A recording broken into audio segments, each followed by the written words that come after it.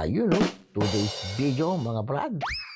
Samahan niyo ako sa aking part-time. Papakita ko sa inyo yung mga ginagawa namin sa trabaho. Hindi mismo ako yung nag-video, bali kumuha lang ako ng mga video clips sa mga videos sa YouTube kasi mahirap naman na mag-video mismo ako sa trabaho kasi bawal at ito naman yung labas ng bahay.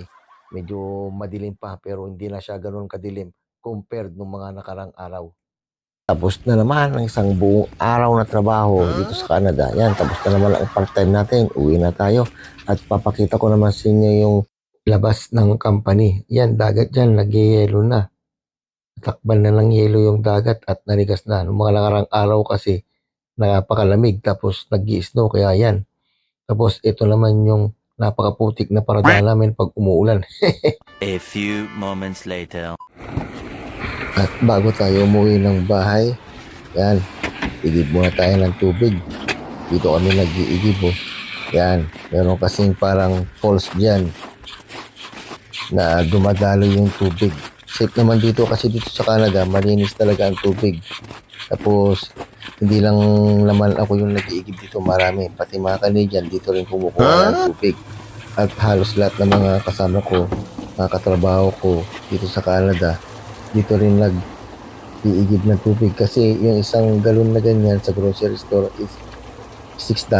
Siya pa, di ba?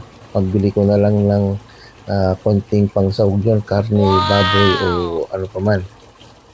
Kaya dito na lang ako kukuha ng tubig. Yun, napakalamig ng tubig na yan. Kasi winter. Ayun, di ko pa naman dala yung gloves ko. Pero okay lang, saglit lang naman. At least, libre naman yung tubig natin na iinumin na. Ayun, no? Nagpapogi pa si Gago. At ito naman yung daan papunta sa apartment namin. Kaya ayun, no? Ganun lang yung buhay dito. Di ba? Paulit-ulit, trabaho, tulog, gising. Tapos gano'n na naman, paulit-ulit lang. Pero kung minsan, siyempre, di ba, kailangan mo rin magsaya, mamasyal, gano'n. Minsan, jamming-jamming din, inuman ng mga katropa, di ba? Hindi naman kailangan puro trabaho talaga. Kailangan mo rin talagang mag-enjoy. Kasi yan yung parang nagbibigay sa atin ng lakas. Sa susunod na mga araw na magtatrabaho tayo. Kasi kung pagod ka, tapos kasama yung mga katropa mo, tapos nagkakasiyahan kayo, nawawala at yung pagod. Nagiinuman kayo, namamasyal, ganyan. Kailangan yan, huwag lang naman yung puro trabaho. Kaya, ayun, kita-kita ulit tayo sa susunod ko na vlog. Dito na tayo sa bahay. Peace!